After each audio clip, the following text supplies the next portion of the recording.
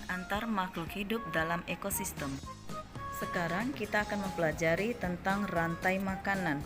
Apa sih bagian daripada rantai makanan? Iya, yang pertama itu adalah produsen. Produsen ini merupakan bagian daripada jenis tumbuh-tumbuhan. Lalu, tumbuhan ini dimakan oleh belalang. Nah, belalang ini dikatakan sebagai konsumen tingkat 1. Dan belalang dimakan oleh katak. Katak dikatakan sebagai konsumen tingkat 2. Apabila produsen, konsumen mati, ini akan dibusukkan oleh pengurai.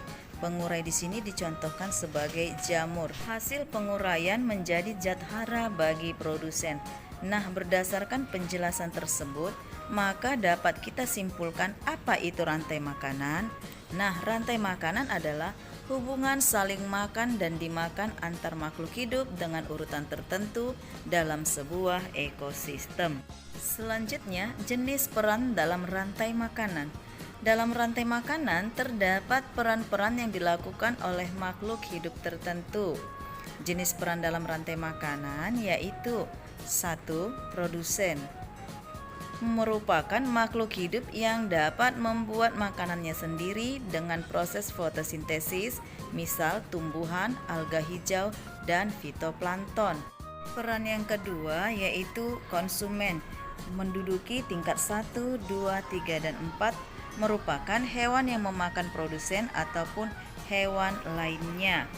Peranan yang ketiga yaitu pengurai atau dekomposer, merupakan makhluk hidup yang menguraikan jasad tumbuhan atau hewan menjadi zat hara bagi tumbuhan atau produsen, misal jamur, cacing tanah, dan bakteri.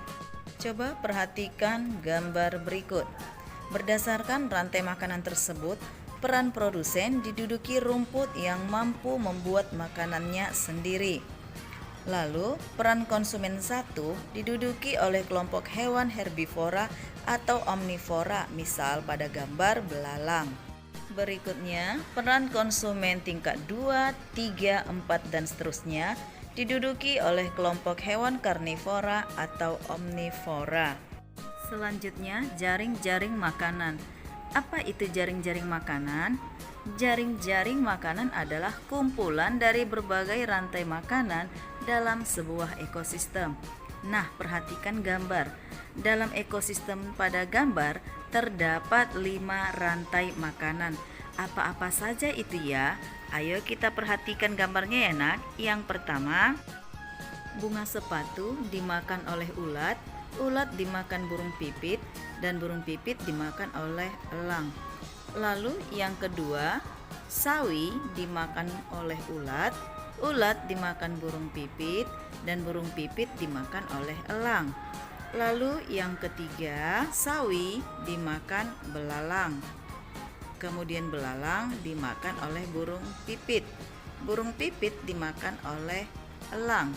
Yang keempat, sawi dimakan belalang, belalang dimakan katak, dan katak dimakan elang. Dan yang kelima, sawi dimakan tikus, dan tikus dimakan elang. Selain rantai makanan, juga ada simbiosis. Apa itu simbiosis? Simbiosis adalah hubungan erat antara dua makhluk hidup berbeda jenis dalam ekosistem yang sama. Simbiosis dibagi atas 3. Yang pertama, simbiosis mutualisme, yang artinya hubungan antara dua jenis makhluk hidup yang saling menguntungkan. Apa itu contohnya? Bunga dengan kupu-kupu atau lebah. Bunga dibantu penyerbukannya oleh lebah atau kupu-kupu, dan lebah atau kupu-kupu mendapat keuntungan berupa nektar atau sari madu. Lalu yang kedua, kerbau dengan burung jalak. Tubuh kerbau bebas dari kutu, dan jalak mendapat keuntungan berupa makanan yaitu kutu. Yang ketiga, ikan badut dengan anemon. Ikan badut mendapat tempat tinggal, sedangkan anemon mendapat perlindungan dari ikan badut dari pemangsa anemon. 2. Simbiosis komensalisme. Apa itu simbiosis komensalisme? Yaitu hubungan antara dua makhluk hidup dengan salah satu mendapat keuntungan, sedangkan satu lainnya tidak dirugikan atau tidak diuntungkan. Contoh: 1.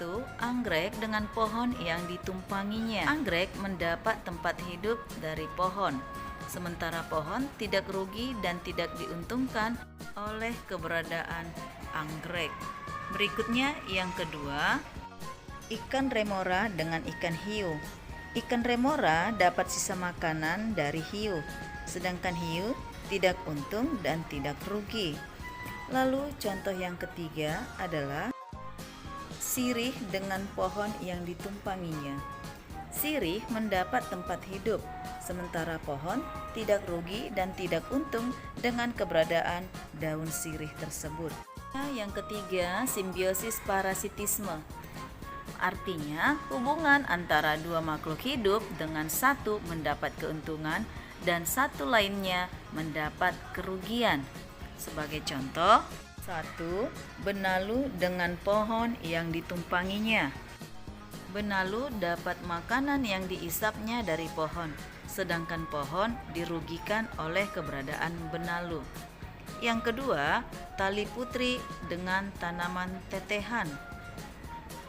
Tali putri diuntungkan dengan mendapat makanan yang diisapnya dari tetehan, sementara tetehan dirugikan.